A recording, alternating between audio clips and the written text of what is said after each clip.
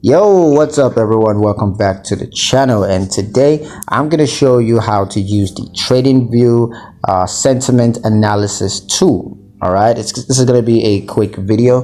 We're not going to waste too much time on this one. I'm just going to give you guys a quick step-by-step guide on how to get this done. So let's jump straight into it.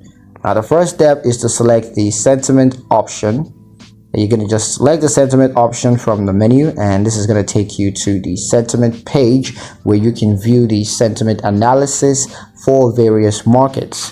Step 2 is to choose a market. So go ahead and choose a market to view sentiment analysis. You can choose from various markets, including stocks, forex, and futures.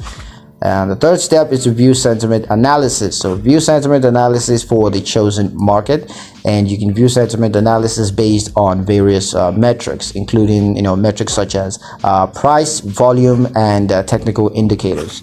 The fourth step is to use sentiment analysis in your trading. So now that you have the analysis, you just want to go ahead and use this sentiment analysis in your trading decisions, because sentiment analysis can provide valuable insights into market trends and of course sentiment. So yeah, that's pretty much it on how to use the Tradingview sentiment analysis tool.